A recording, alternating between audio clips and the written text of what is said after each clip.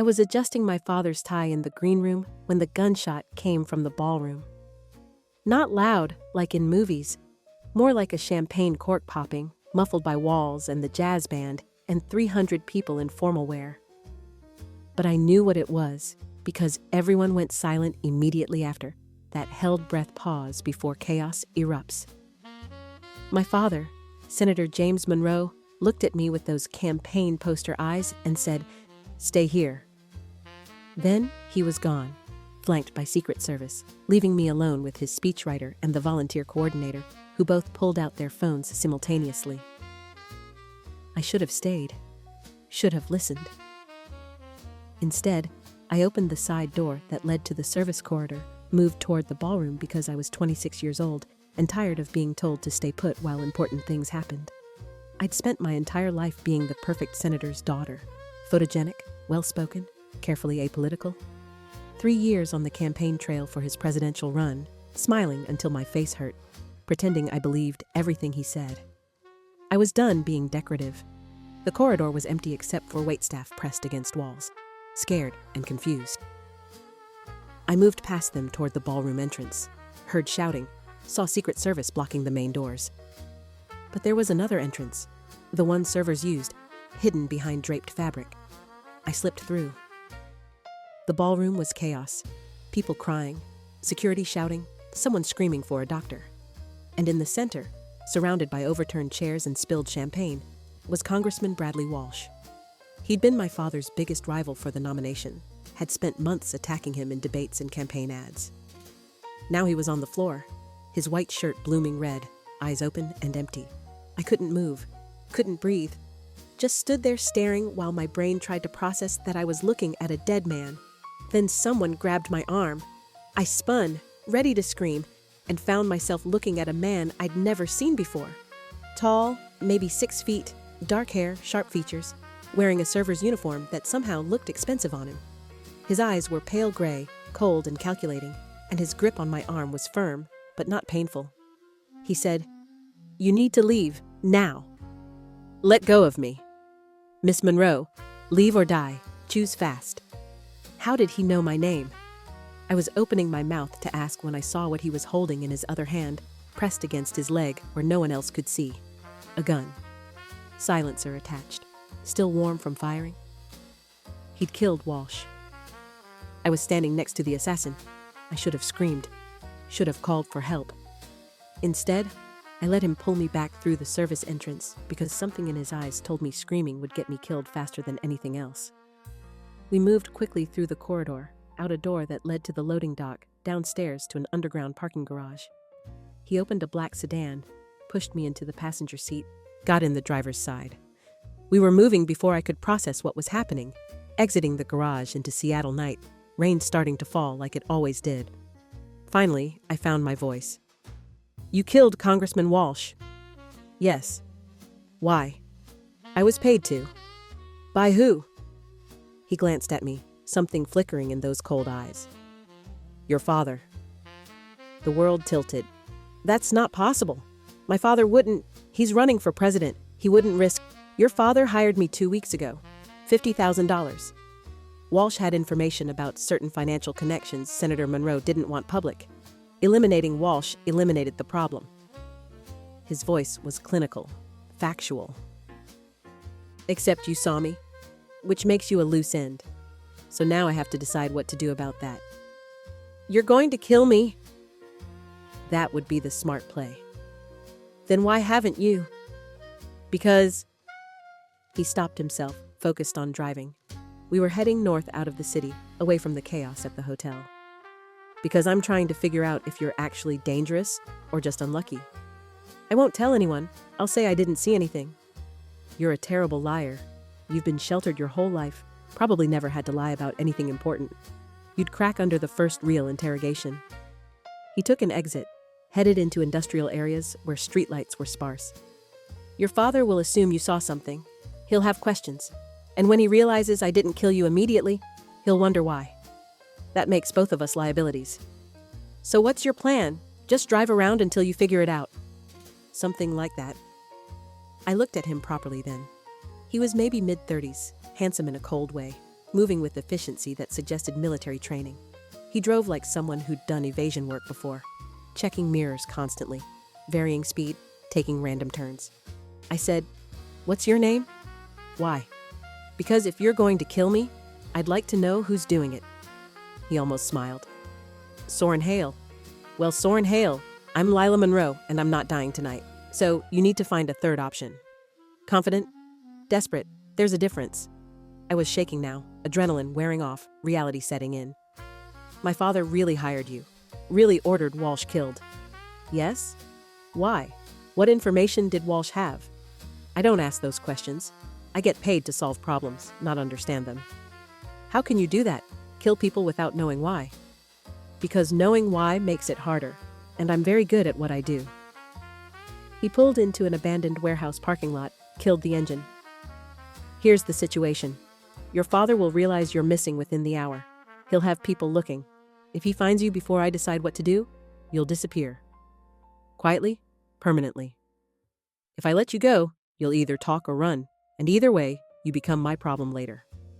So, option 3 is, I keep you close until I figure out what your father's actually involved in and whether killing you is necessary." That's not reassuring. It's not meant to be. It's honest. He turned to face me fully. "I'm going to make some calls, find a safe place, and you're going to sit here quietly and not do anything stupid. Understood?" "What if I refuse?" "Then we test how good you are at running in heels." I looked down at my formal dress and designer shoes, looked back at him.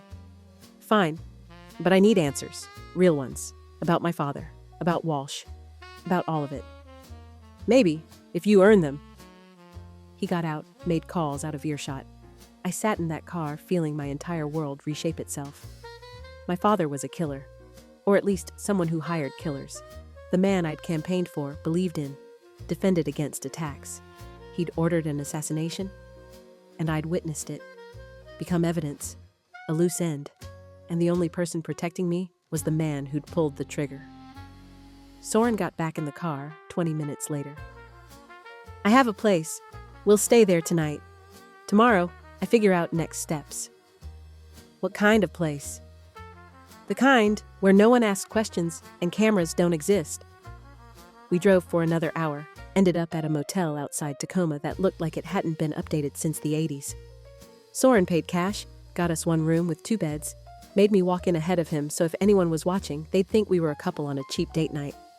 Inside, he locked the door, checked the bathroom and closet, closed the curtains. Then he finally put the gun away, though I noticed it stayed within easy reach. He said, "There's food in the vending machines. I suggest you eat something. It's going to be a long night." "I'm not hungry."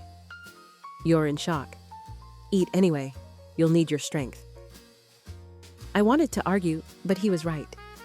I got chips and a Coke from the vending machine, ate mechanically while Soren sat by the window with his laptop, typing quietly. After an hour of silence, I couldn't stand it anymore. "What are you doing?" "Research. Your father's financial records, campaign contributions, business associations.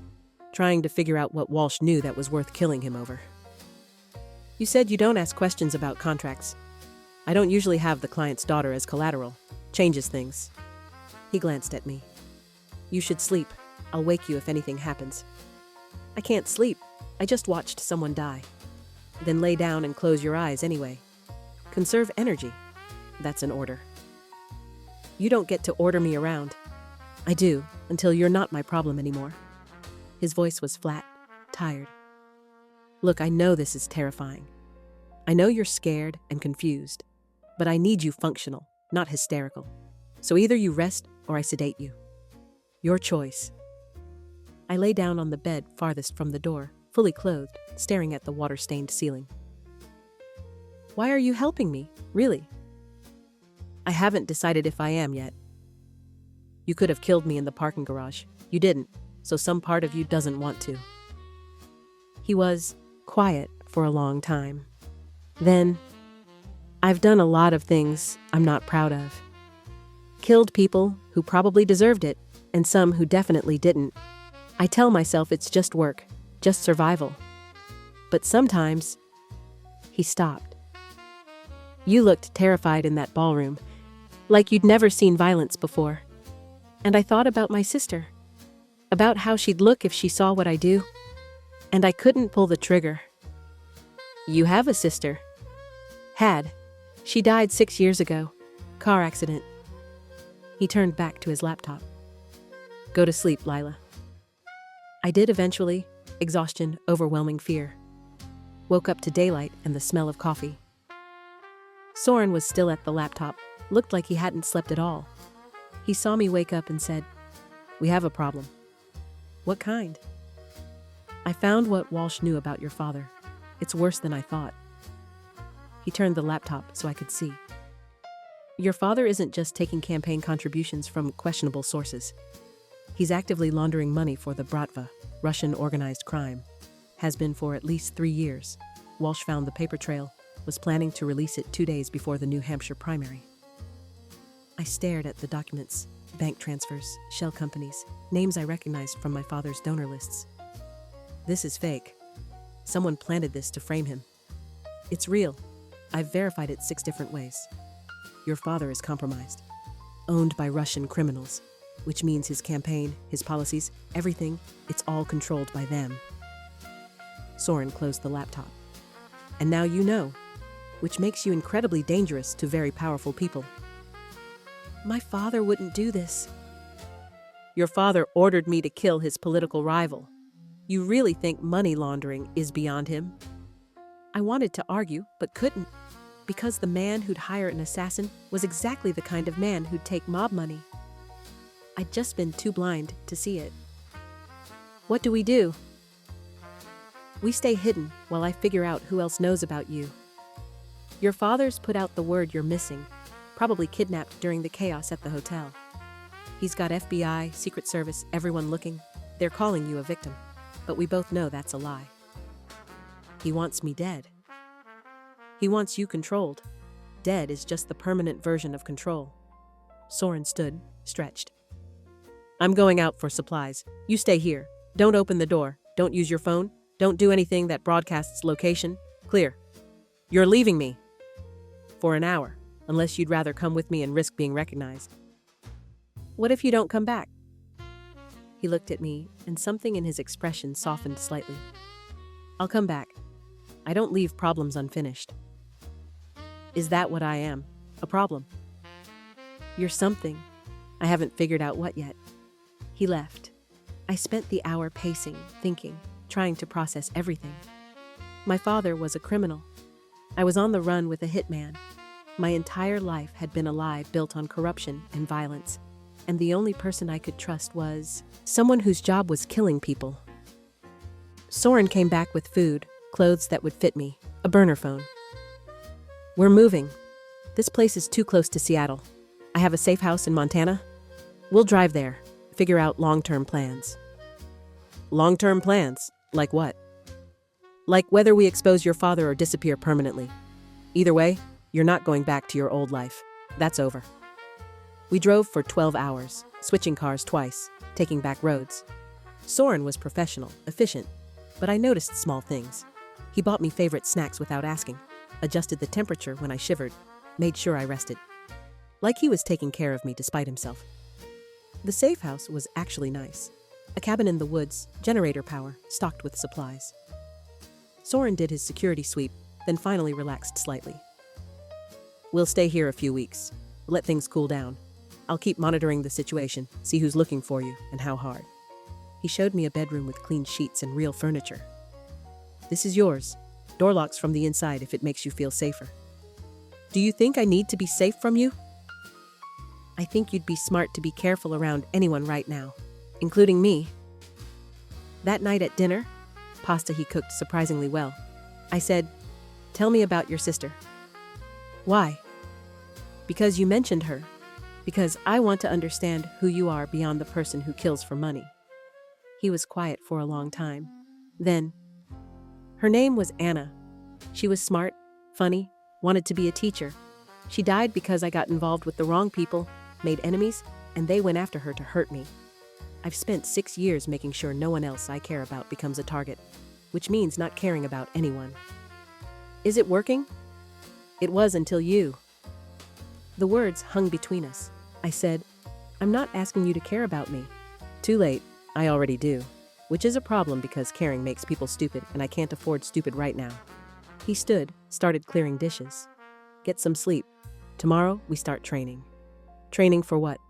Survival. If you're going to stay alive, you need to know how to protect yourself. Over the next 2 weeks, Soren taught me things I'd never imagined learning. How to shoot, how to notice surveillance, how to disappear in a crowd, how to read people's tells, how to hurt someone enough to get away. He was patient but demanding, pushed me harder than anyone ever had. And slowly, living in that cabin, I started seeing beyond the cold professional killer. Saw someone who read poetry in Russian, who cooked elaborate meals because it calmed him, who had nightmares about his sister, who looked at me sometimes like I was something precious he was trying not to break. I was falling for him. Stupid and dangerous and completely inevitable. One night, 3 weeks in, we were sitting on the porch watching sunset, and I said, "What happens when we can't hide anymore?" We make a choice. Run forever or fight back. Fighting means exposing my father, destroying his campaign, probably sending him to prison. Yes. And if I can't do that, if I can't be the reason my father's life ends, then we run. New identities, new continent, never looking back. He looked at me. But Lila, running means giving up everything. Your life, your name, any chance of justice for Walsh or anyone else your father's hurt. Can you live with that? Can you? You'd be giving up your life too. I don't have a life. I have a job I'm good at, and a sister I failed. Everything else is just time between contracts. He reached over, took my hand. First time he'd touched me that wasn't training or protection. But with you, I keep thinking maybe there's something else, something better, and that terrifies me more than any enemy ever has. I kissed him, quick and desperate and probably stupid. He pulled back, searched my face. Lila, don't. Why? Because I've killed people. Because I'm dangerous. Because you deserve someone who hasn't destroyed lives for money. I don't want someone safe. I want you. I kissed him again, and this time he kissed back. Gentle at first, then deeper, like he'd been holding back for weeks and finally couldn't anymore. We ended up in his room, learning each other slowly, carefully.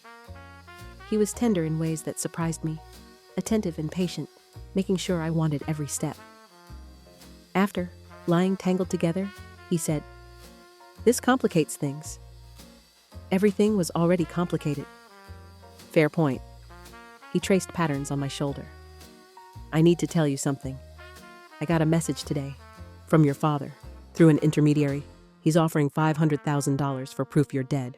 $500,000 to kill the woman I'm... He stopped. The woman you're what? The woman I can't seem to stop protecting. Are you going to take it? No, but someone will. And they'll come looking. We need to make a decision soon. I thought about my father, about the life I'd lived in his shadow, about all the lies. I want to expose him. All of it. The Bratva money, the assassination, everything. Even if it destroys me too. It will destroy you. You'll be the senator's daughter who turned on her father. Half the country will hate you. But I'll be telling the truth, and Walsh's family will get justice. That has to matter. I looked at Soren. Will you help me? Yes, though it means burning every bridge I have. I'll be a hitman who betrayed his client. No one will ever hire me again. So we'll both be unemployable. We can figure it out together. He smiled, rare and genuine. Together. I like the sound of that. We spent the next month building the case. Soren used his contacts to gather more evidence. I recorded a video statement about witnessing the assassination. We compiled everything: financial records, recorded conversations, testimony from people Soren knew who'd worked with my father's Bratva connections. Then we sent it everywhere. FBI, New York, Times, Washington Post, every major news outlet. A bomb that would detonate my father's campaign, and probably his freedom. The response was immediate. My father held a press conference, called me mentally unstable, claimed I'd been brainwashed by extremists. His lawyers filed motions, his supporters rallied, but the evidence was overwhelming. FBI opened investigations. Campaign collapsed. Within 2 weeks, he withdrew from the race. Within 2 months, he was indicted on 14 charges including conspiracy to commit murder. I testified at grand jury hearings, gave depositions, became the face of political corruption even though I'd been a victim. Got death threats, hate mail, marriage proposals from people who thought I was brave, lost friends who believed my father's lies, gained respect from people who valued truth over loyalty, and through it all, Soren stayed. Not as my bodyguard, though he protected me from threats, but as my partner. We testified together, built a new life together, figured out who we were beyond senator's daughter and hired killer. The trial took a year. My father was convicted on 9 counts, sentenced to 25 years. I watched from the gallery while they led him away and felt nothing but relief. Outside the courthouse, reporters swarmed. I gave a short statement about justice and truth, and hoping this sent a message that no one was above the law. Soren waited by the car, hands in pockets, watching the crowd with professional alertness he'd never quite lost. When I finally broke free, he said, "How do you feel?" Free, terrified, like I just jumped off a cliff and don't know if there's water or rocks at the bottom. "For what it's worth, I'm jumping with you." He opened the car door. "Where to?" "Anywhere that isn't Washington. Anywhere we can start over." We ended up in Montana, actually, near that cabin where everything had changed. Bought a small house with the money from selling my story, enough to start over without my father's tainted wealth. Soren found work as a security consultant, legitimate this time. I started writing, trying to process everything, maybe help other people trapped in situations they couldn't escape. And we built something real. Not perfect. We both had nightmares, both struggled with what we'd done and seen. But we had each other, had honesty, had a chance to be better than what we'd been. One night, a year after the trial, sitting on our porch watching stars, Soren said, "I never thought I'd have this. Normal life.